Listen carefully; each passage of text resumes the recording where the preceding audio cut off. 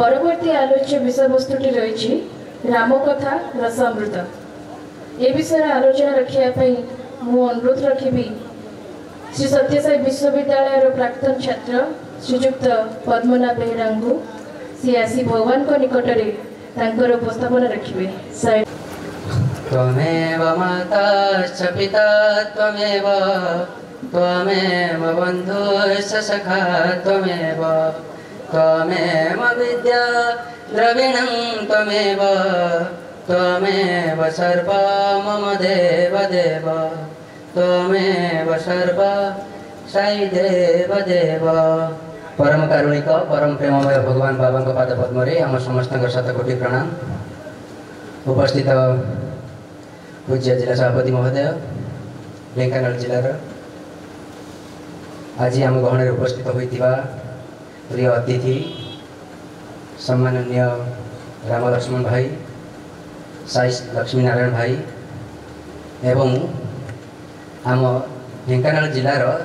समस्त कार्यकर्ता भाई भौणी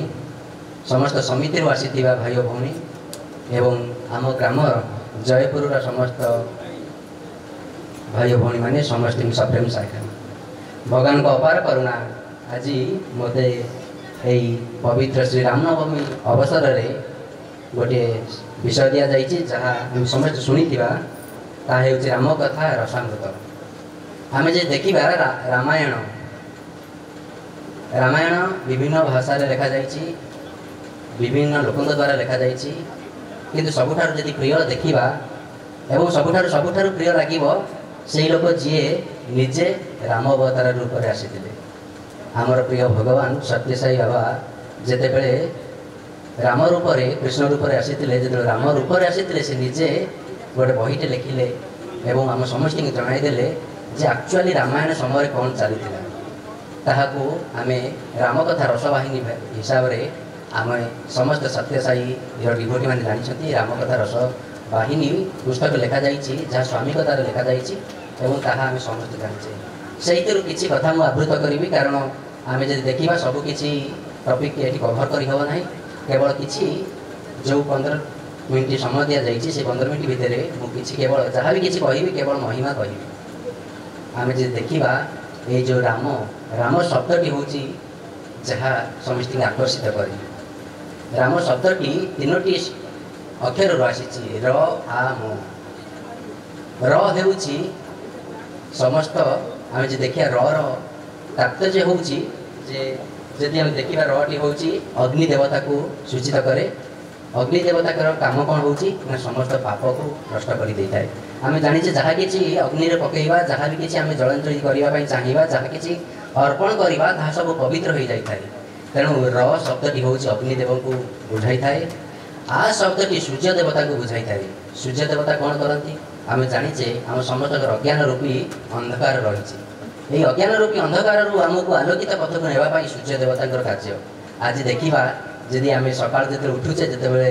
सबुआड़ अंधार होता है जिते सूर्य किरण टी पड़ी थाए आम समस्ते सबुआड़े देखिले सबकि आमको ठीक सुंदर भाव लगे तेणु आम देखा सूर्य जे कि अज्ञानर आलोकित पथ को आनी था बुझाई थाए र आ म कहले आमर चंद्र देवता को बुझाई थाए। चंद्र देवता काम कौन ना शीतलता प्रदान करवा आम जाचे इना खरा दिन बहुत जोरे सूर्य किरण हो किसी समय पर जब देखिए 5टा 6टा बेलू जिते बड़े संध्या हो जाए जिते चंद्र आगमन हुए आम शीतलता पाई थाए और ये शीतलता आम समस्त को शांति प्रदान करें। तेणु जदि आम राम को पूजा करवा जदि साई राम को पूजा करवा ताहले आम दिनटी बर प्राप्त करें आम समस्त पापर मुक्ति पाई था समस्त अंधकार आमर आलोकित आड़ आम यात्रा कर आम जीवन सब शांतिमय हुए यह हूँ राम सत्यटीर अर्थ। तेणु यही पवित्र रामनवमी आम देखा भगवान जहाँ निजे उदाहरण दिखती जे किपर भाव आम भगवान जिते आसिले अवतार नहीं आसिले सब कहती आप देखिए जदि गोटे मिनट आखि जो आम बंद करवा आम सका जिते सत्यनारायण भाई आमको ज्योति ध्यान विषय कहते आम कहते से कथा को अनुभव करने कहते जे चिंता कर आम सामने ज्योति स्वरूप भगवान बसुँच सतरे आम जो देखा भगवान को रूप को जो देखा ତାହା ଅତି ସୁନ୍ଦର। ଏବଂ ଏ ରୂପ ଶବ୍ଦକୁ ଯେତେବେଳେ ମୋର ମନେ ପଡ଼ିଯାଏ ଗୋଟିଏ କଥା ଭଗବାନ ସବୁବେଳେ କୁହନ୍ତି, ଯାହା ଗୋଟେ ଉଦାହରଣ ମାଧ୍ୟମରେ ମୁଁ ଆପଣମାନଙ୍କୁ କହିବି ସେ ରାମାୟଣର ଚରିତ୍ର। ଆମେ ଜାଣିଛେ ରାବଣ ସୀତାମାତାଙ୍କୁ ହରଣ କରିଥିଲା ବୋଲି ଆମେ ରାମାୟଣରେ ଜାଣିଛେ। ଏବଂ ଯେତେବେଳେ ହରଣ କରିବା ପାଇଁ ହରଣ କରିସାରିଛି, ହରଣ କରିବା ପୂର୍ବରୁ ସେ ବିଭିନ୍ନ ପ୍ରକାର ଟ୍ରାଏ ମଧ୍ୟ କରିଥିଲା, ଚେଷ୍ଟା କରିଥିଲା କିପରି ମାଧ୍ୟମରେ କେଉଁ ପ୍ରୋସେସ୍ରେ ଚାହିଁଲେ ସିଏ ମାତା ସୀତାଙ୍କୁ ହରଣ କରିବ ସେ ମଧ୍ୟ ତାହାର ଇଚ୍ଛା କରିଥିଲା। ଏବଂ ସୀତାମାତାଙ୍କୁ ହରଣ କରିସାରିଲା ପରେ ଆମେ ଜାଣିଛେ, ସମସ୍ତେ ଜାଣିଛେ ଯେ ସେ ସୀତାମାତାଙ୍କୁ ନିଜର କରିବା ପାଇଁ ଚାହିଁଥିଲା, କିନ୍ତୁ ତାହା ହେଇପାରିନଥିଲା। ଏଇ କଥାରେ ମନ୍ଦୋଦରୀ ଦିନେ ରାବଣଙ୍କୁ ପଚାରୁଛି ଯେ ରାବଣ, ତୁମେ ଯଦି ସମସ୍ତ ଦେବାଦେବୀଙ୍କର ହଉ ସବୁ ରୂପ ତୁମେ ନେଇପାର, ତାହେଲେ ତୁମେ ଚାହିଁଥିଲେ ତ ରାମଙ୍କର ରୂପ ନେଇପାରିଥାନ୍ତ। ଯଦି ରାମଙ୍କ ରୂପ ନେଇଥାନ୍ତ ତୁମକୁ କେତେ କଷ୍ଟ ମଧ୍ୟ କରିବାକୁ ପଡ଼ିନଥାନ୍ତା। ତୁମକୁ ଆମକୁ ଅଯୋଧ୍ୟା ଭଳିଆ ଜାଗା ବା ଆମର ଯଦି ଦେଖିବା ଯେଉଁ ଜାଗାରୁ ଆମ ମାତା ସୀତାଙ୍କୁ ହରଣ କରାଯାଇଥିଲା, ଏମିତି ବିଭିନ୍ନ ଜାଗାକୁ ଯିବାକୁ ପଡ଼ିନଥାନ୍ତା। ଏବଂ ଆଣି ସାରିଲା ପରେ ମଧ୍ୟ ତୁମକୁ ଏତେ କଷ୍ଟ କରିବାକୁ ପଡ଼ିନଥାନ୍ତା, ଅଶୋକ ବାଟିରେ ରଖିବାକୁ ପଡ଼ିନଥାନ୍ତା। ତୁମେ ସେଇ ମୁହୂର୍ତ୍ତରେ ରାମଙ୍କର ରୂପ ନେଇଥାନ୍ତ ଏବଂ ସୀତାମାତାଙ୍କୁ ତୁମେ ପ୍ରଲୋଭନ ଦେଖାଇଥାନ୍ତ। ମନ୍ଦୋଦରୀ ପ୍ରଶ୍ନଟି ଯେତେବେଳେ ରାବଣକୁ କହିଲେ ଯେ ତୁମେ ଏଇଟା କାହିଁ କରିପାରିଲ ନାହିଁ, ରାବଣ କହୁଛନ୍ତି ସେଟା ମୋତେ କରିବାଟା ମୋ ପାଇଁ ବହୁତ ଇଜି ଥିଲା। ଗୋଟେ ମିନିଟ୍ ଭିତରେ ଚାହିଁଥିଲେ ମୁଁ ରାମ ହୋଇଯାଇଥାନ୍ତି, ରାମଙ୍କର ରୂପ ହୋଇଯାଇଥାନ୍ତି। କିନ୍ତୁ ଯେତେବେଳେ ରାମଙ୍କର ରୂପ ମୋର ହୋଇଯାଇଥାନ୍ତା ସେତେବେଳେ କାମ ଭାବନା ଆସିନଥାନ୍ତା। ଯେଉଁ ଖରାପ ଚିନ୍ତାଟି ମୋର ସୀତାମାତାଙ୍କ ପ୍ରତି ଥିଲା ବା ସୀତାଙ୍କ ପ୍ରତି ଥିଲା, ମୋର ସେ ଚିନ୍ତାଟି ଆସିନଥାନ୍ତା ଯଦି ମୁଁ ରାମ ରୂପ ନେଇଯାଇଥାନ୍ତି। ତେଣୁ ମୁଁ କଦାପି ଭାବରେ ଚାହିଁନଥିଲି, ମୁଁ ସବୁ ରୂପ ନେବା ପାଇଁ ଚାହିଁଥିଲି କିନ୍ତୁ ରାମଙ୍କ ରୂପ ନେବା ପାଇଁ ଚାହିଁନଥିଲି। କାରଣ ରାମଙ୍କ ରୂପରେ ଏତେ ମାତ୍ରାରେ ଶକ୍ତି ଥିଲା ଯେ ଯଦି ସେ ରାମଙ୍କର ରୂପ ନେଇଥାଏ ତାହେଲେ ରାବଣରୁ ସେ ରାମ ପାଲଟି ଯାଇଥାନ୍ତା ଏବଂ ସୀତାମାତାକୁ ହରଣ କରିସାରିଥିଲା ପରେ ଯେଉଁ ତାର ଯେଉଁ ଆଶାଟି ଥିଲା ତାହା ମଧ୍ୟ ସେ ଚାହିଁଥିଲେ ମଧ୍ୟ ସେ ପୂରଣ କରିପାରିଥାନ୍ତା, କିନ୍ତୁ ସେଟା ହେଇପାରିଲା ନାହିଁ। ସେ ନିଜକୁ ରାମଙ୍କ ରୂପ କେବେ ବି ଦେଲାନି। ତେଣୁ ଆମେ ଦେଖିବା ରାମଙ୍କ ରୂପରେ ସେଇ ଯେଉଁ ଶକ୍ତି ରହିଛି, ଆମେ ସମସ୍ତେ ସେ ରୂପକୁ ଯେତେବେଳେ ମନନ କରିବା, ସେ ସାଇରାମ ରୂପକୁ ଯେତେବେଳେ ମନନ କରିବା, ତାହେଲେ ଆମେ ନିଶ୍ଚୟ ସେ ଶକ୍ତିଟି ପ୍ରାପ୍ତ କରିବା, ତାହା ସେଥିରେ କୌଣସି ମାତ୍ର ସନ୍ଦେହ ନାହିଁ। ଏହା ଥିଲା ଆମର ପ୍ରଥମ ଶିକ୍ଷାଟି, ଯାହା ଆମେ ରାମାୟଣରୁ ଶିକ୍ଷା କରିବା। ଆଉ ମଧ୍ୟ ମନ୍ଦୋଦରୀ ରାବଣକୁ ଆଉ ଗୋଟେ ମଧ୍ୟ ପ୍ରଶ୍ନ ପଚାରିଥିଲା। ସେ ପ୍ରଶ୍ନ ପଚାରିଥିଲା ଯେ ଯେତେବେଳେ ରାମାୟଣ ସରିଯାଇଛି ବା ଯେତେବେଳେ ସବୁ ସରିଯାଇଛି, ସେତେବେଳେ ତାର ଯେତେବେଳେ ରାବଣକୁ ବଧ କରାଯାଇଛି, ତା ମନରେ ଗୋଟେ ଚିନ୍ତାଟା ଆସିଛି, ବହୁତ ଦୁଃଖରେ ଭାଙ୍ଗି ପଡ଼ିଛି ଏବଂ ସେ ରାମଙ୍କ ପାଖରେ ପହଞ୍ଚିଛି ଏବଂ ସେ ଦେଖିବା ପାଇଁ ଚାହିଁଥିଲା ଯେ ରାମ କିପରି ପୁରୁଷ ବା ରାମ କିପରି ପ୍ରକାର ଲୋକ ଯିଏ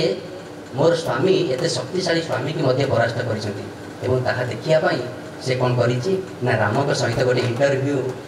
ବା ରାମଙ୍କ ସହିତ ବାର୍ତ୍ତାଳାପ କରିବା ପାଇଁ ସେ ଆସିଛି। ମନ୍ଦୋଦରୀ ଯେତେବେଳେ ରାମଙ୍କ ପାଖରେ ଆସି ପହଞ୍ଚିଛି, ମନ୍ଦୋଦରୀ ଏବଂ ରାମଙ୍କ ଭିତରେ ବାର୍ତ୍ତାଳାପ ଚାଲିଛି। ସେ ଦେଖିବା ପାଇଁ ଚାହୁଁଥିଲା ଯେ ରାମଙ୍କର କେଉଁ ଗୁଣ ଅଛି ଯାହାଫଳରେ କି ସେ ମର୍ଯ୍ୟାଦା ପୁରୁଷୋତ୍ତମ ହୋଇଛନ୍ତି ଏବଂ ତାଙ୍କ ସ୍ୱାମୀଙ୍କର କେଉଁ ଗୁଣ ରାମଙ୍କ ଭଳିଆ ନଥିଲା ଯାହାଫଳରେ ସେ ପରାସ୍ତ ହେଲେ ଏବଂ ତାଙ୍କୁ ମଧ୍ୟ ବଧ କରାଗଲା ଏବଂ ତାଙ୍କୁ ମଧ୍ୟ ମରିବାକୁ ପଡ଼ିଥିଲା। ଏ କଥା ଯେତେବେଳେ ସେ ଦେଖିବା ପାଇଁ ଚାହିଁଥିଲା ଏବଂ ରାମଙ୍କ ସହିତ ବାର୍ତ୍ତାଳାପ କରିବା ପାଇଁ ଚାହିଁଲା, ସେ ବିଭିନ୍ନ ପ୍ରଶ୍ନ ପଚାରିବାରେ ଚାହିଁଲା। ସେ ରାମଙ୍କ ସାମ୍ନାରେ ବସିଛନ୍ତି ଏବଂ ରାମକୁ ବିଭିନ୍ନ ପ୍ରକାର ପ୍ରଶ୍ନ ପଚାରି ଚାଲିଛନ୍ତି। ଏଠାରୁ ସେଠାରୁ ବିଭିନ୍ନ ପ୍ରକାର କଥା ସେ ଯେତେବେଳେ ପଚାରି ଚାଲିଛନ୍ତି, ଗୋଟିଏ କଥା ନଜର କରୁଛନ୍ତି, ଦେଖୁଛନ୍ତି ରାମ ଯାହା ବି କିଛି ଉତ୍ତର ଦେଉଛନ୍ତି ସିଏ ସବୁବେଳେ ତଳକୁ ଅନେଇକି ଉତ୍ତର ଦେଇଛନ୍ତି। ରାମ କଦାପି ଗୋଟେ କ୍ଷଣ ମାତ୍ରକେ ମଧ୍ୟ ସେ ମନ୍ଦୋଦରୀଙ୍କ ମୁହଁକୁ ଅନେଇ ନଥିଲେ। ସେ ଯାହା ବି କିଛି କରୁଥିଲେ ଯେତେ ବି ସମୟ ସେ ମନ୍ଦୋଦରୀଙ୍କ ସାମ୍ନାରେ ବସିଥିଲେ, ସେ ସବୁବେଳେ ତଳକୁ ଅନେଇ ତାଙ୍କର ଉତ୍ତର ଦେଉଥିଲେ ଏବଂ ମନ୍ଦୋଦରୀ ଯେତେ ପ୍ରକାର ପ୍ରଶ୍ନ ପଚାରିଥିଲେ ସେ କୌଣସି ବିଚଳିତ ରାମ ହୋଇନଥିଲେ। ଏଥିରୁ ମନ୍ଦୋଦରୀ ବୁଝିପାରିଥିଲେ ଏଇଟା ଗୋଟିଏ ଗୁଣ ଯେଉଁଟାକି ମୋ ସ୍ୱାମୀଠାରେ ନଥିଲା। ମୋ ସ୍ୱାମୀ ଯେକୌଣସି ନାରୀ ବା ସୀତାଙ୍କ ଭଳି ପବିତ୍ର ନାରୀଙ୍କ ଉପରେ ମଧ୍ୟ ଆଖି ପକାଇଥିଲା, କିନ୍ତୁ ରାମଙ୍କର ଏତେ ମର୍ଯ୍ୟାଦା ପୁରୁଷ, ଏତେ ଶକ୍ତି ଥିଲା ଯେ ତାଙ୍କ ସାମ୍ନାରେ ମଧ୍ୟ ଯେତେବେଳେ ଜଣେ ଯୁବତୀ ହୁଅନ୍ତୁ ବା ଯେତେବେଳେ ଜଣେ ନାରୀ ହେଇ ବାର୍ତ୍ତାଳାପ କରୁଥିଲେ, ସେ ଅନ୍ୟ ନାରୀଙ୍କ ଉପରେ ଯେତେବେଳେ ନଜର ପକାଇ ନଥିଲେ, ସେଇଟା ଗୋଟିଏ ଗୁଣ ଥିଲା ଯାହାକି ରାମ ପ୍ରଭୁ ବିଜୟ ଲାଭ କରିଥିଲେ। ଏବଂ ରାବଣର ଏଇ ଗୋଟିଏ ଖରାପ ଗୁଣ ଯଦି ଦେଖିବା, ବିଶେଷ ଭାବରେ ଏଇ ଗୋଟିଏ ଏଇଟା ବହୁତ ବଡ଼ ଖରାପ ଗୁଣ ଥିଲା ଯାହାଫଳରେ ସେ ଦିନେ ପରାସ୍ତ ହେବାକୁ ପଡ଼ିଥିଲା ଏବଂ ବଧ ହେବାକୁ ପଡ଼ିଥିଲା। ଯଦି ଦେଖିବା विभिन्न प्रकार कथा रही आम संगठन जो रहीचे आमको विभिन्न प्रकार कार्यकलाप आसी था राम रामायण में जो पढ़ुचे आम जाचे सबुठ प्रिय भक्त होती हनुमान हनुमान जितेबले पहुँची जाइछन्ति लंका रे गोटे शब्द देखि से रही जाइछन्ति से शब्दटी होची जनक कांथरे जनक घर कांथरे लिखाई राम एवं से आश्चर्य हो जाइछन्ति जे लंका भलिया जगार राम शब्द आसुची एवं से जो से भितर को पशिचन्ति रूप बदलाई जो भितर को पहुँची देखुचन्ति जड़े व्यक्ति से होचन्ति विभीषण जे कि राम नाम जप करिबार लागिछि राम नाम जप करिबार लागिछि एवं हनुमान पहुँची हनुमान निजर रूप से बदलाई एवं से विभीषण के सहित वार्तालाप करने चाहिए हनुमान जो पचार विभीषण तुम्हें किए विभीषण उत्तर दौरान मुझे विभीषण रावणर भाई तापर हनुमान पचार तुम्हें लंका जो राम ध्वनि राम शब्द करुच कौन तुम भाई तुम रागुना से कहते हाँ मो भाई रागे कि मु विभिन्न रूप माने विभिन्न वे बुझाई दे थाए जहाँफल कि मो भाई केवे मत डाउट करे ना रा से किसी कथा किसी बही में लिखा जाए रा जो राम शब्दटी बाहर जोटा लिखा जाता से किसी लोग कहती जे रा माने रावण म माने मंदोदरी से वे समस्त उत्तर दूसरा कि जो विभीषण को जिते बड़े हनुमान पचार हनुमान से कहते राम शब्दटी लिखुची से मर्यादा पुरुष से जुगवतार से अयोध्यावासी राम लिखी एवं तांको मु भक्ति करे तांको मु प्रार्थना करे एवं तांको देखिया पाई मोर प्राण विकल हेलानी जेते परस्पर भितर कथबार्ता सरी जाइछि एवं से परिचय देइछन्ति जे विभीषण जेते परिचय पाइछन्ति हनुमानकर जे से होछन्ति रामकर भक्त एवं रामकर कार्य करूछन्ति से परस्पर को कोलाग्रत करिछन्ति एवं विभीषण गोटे प्रश्न करूछन्ति हनुमान को हनुमान मु भी तो राम नाम जप करूछि आ तुमे मध्ये राम नाम जप करूछ मु काई एपर्यंत भगवान रामकर सानिध्य पाई पारे ना राम को दर्शन कर पारे ना किंतु तुम्हें एमती कौन करुच जहाँफल तुम्हें रामकर सानिध्य लाभ कर यही प्रश्नटी विभीषण हनुमान को पचार हनुमान कहते भाई तुम्हें केवल रामकर नाम जप करुच रामकर कथा तुम्हें केवल भावुच किंतु राम कार्य केवे करिना एपर्यंत तुम्हें राम कार्य किसी करिना भगवान को कार्य किसी करिना जो भगवान को कार्य आम करवा ना आम के भगवान प्राप्ति करें बोले हनुमान विभीषण उत्तर दौरान एवं कहते जदि तुम्हें रामकर दर्शन लाभ करने चाहूच तुम्हें रामकर सानिध्य लाभ करने चाहूच राम नाम जप सहित रामकर कार्य करने पड़ो एवं विभीषण पचार मत कौ कार्य करने पड़ो हनुमान कहते माता सीता केते दिन है आसी तुम जगार अच्छा तुम्हें जत्न नहीं जो प्रश्न कर बुझीपारी सत्य मु माता सीतांकर जत्न नेबार थिला माता सीतांकर सेवा करिबार थिला एवं तापर ठारू आपण माने जानिछन्ति विभीषण सीता माता सेवा करिछन्ति सीता माता को त्रिजटा को पठाइछन्ति एवं ताकर जत्न प्रत्येक मुहूर्त रे नैछन्ति जहाँ फल किछि दिन भितर आम जानिचे एमिति भगवान तो लीलामय से एमिति भाव लीला करिछन्ति जे विभीषण को से राज्य छाड़िया को पड़ी एवं सही मुहूर्त में से राम को प्राप्ति करिछन्ति यह किपरि संभव है ना केवल दुईटी कार्य गोटे हूँ राम नाम जप करवा एवं राम कार्य करवा मानव सेवा हूँ माधव सेवा जितेबले आम समस्त सेवा करवा जितेबले विभीषण सीता माता सेवा करवा स्टार्ट कले से आदर पाऊँची दुईटी एवं से कहते ये दुईटी पाऊँची हूँ माता सीतांकर भाउज सीतांकर बोली से कहते एवं से कहते ये दुईटी पाऊँच को केवल चिन्ह पारुछि एवं नहीं सागे सागे से मथारे मारी समस्ते जो प्रश्न पचार तुम्हें ये सब अलंकार जोड़ा देखिया तुम तुम चाहिए भी जापारी था चिन्ह पारि कौन पर चिन्ह पारिनी से कहले मु आज पर्यंत केवल गोटे कार्य कर सकाल संध्या पर्यंत मु सीता को माता रूप से देखी एवं सीता माँ पाद को केवल पूजा करूँ पादरे जेहेतु पूजा करूँ पादरे लगे अलंकार टी केवल चिन्ह पार्छ तेणु देखो गोटे परिवार रही लक्ष्मणकर किपरि भाव चरित्र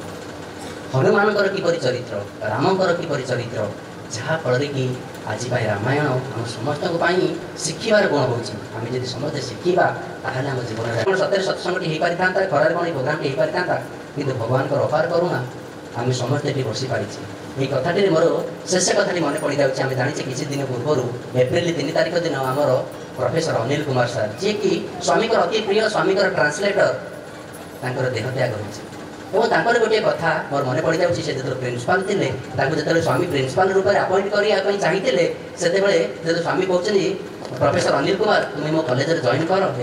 माने प्रिंसिपाल रूप में जॉइन कर से जो कथा कहते माने अनिल कुमार डरी जाऊँगी कहते मोर मु कौन सत्य कौन प्रिंसिपाल हो पारि प्रिंसिपाल हेले कौन मुझे कार्य सुंदर भाव में तुलाई पारि से समय भगवान निज संभाषण रखी निज भाषण देवा स्टार्ट कर भाषण से कहते हनुमान तो कथा कहते जहाँ आम समिति मन रखा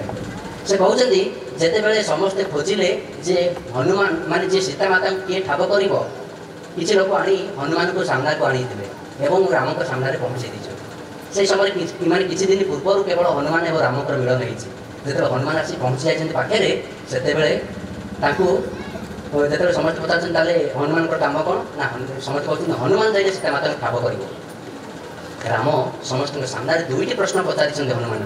प्रथम प्रश्न पचारि हनुमान तुम्हें समस्त कथा मानी आसी मो सामने ठिया गल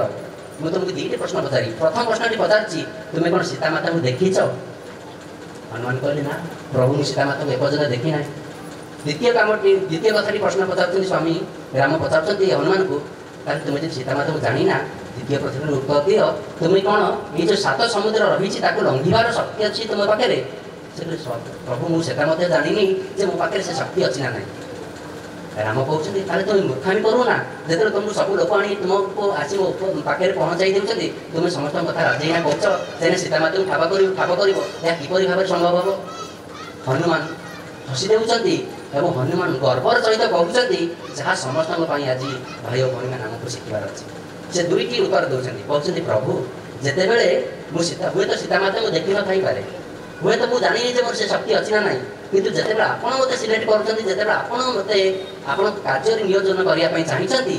मोर से विश्वास अच्छी और भक्ति अच्छी जे आपड़ मत से कार्य कर शक्ति देवे एवं से शक्ति बल मुझे निश्चय सीता माता को ठाब करी कौन मात्र सन्देह ना एवं ये उत्तरटी हनुमान माने राम को बहुत पसंद होइछे और समस्ते सेठी माने ये कथारे माने समस्ते सहमत होइछंती एवं सेही कथा हम समझ शिक्षा दरकार जते भगवान हम संगठन को आनिछंती एवं खरा हो ताती हो जहाँ भी हेले भी यदि आम भगवान को पाद को जाबुड़ीना रखिथिबा ताहले आम निश्चय भगवत प्राप्ति करबा एते कोनोसी मात्र संदेह नाही सर्वशेष पुणी थे भगवान को यही प्रार्थना करबा श्रीराम नवमी रे आम भगवान को सब प्रार्थना करबा जे जो राम शब्द की प्रथम वर्णना करुली जे जी कि पापर मुक्ति कराए जी अंधकार मुक्ति कराए जी आमको माने प्रकृत शांति प्रदान करे से साई राम आमको से शक्ति दिंतु जहाँफल कि आम ये 3टी शक्तिर अधिकारी हो पार यही प्रार्थना सहित मु मोर कथा को भगवान पाद पद्म अर्पण कर जय साई अशेष कृतज्ञता देवी पवित्र रामनवमी आम रामायण महिमा आम श्रवण कले मुझे अशेष कृतज्ञता ज्ञापन करुँच परवर्ती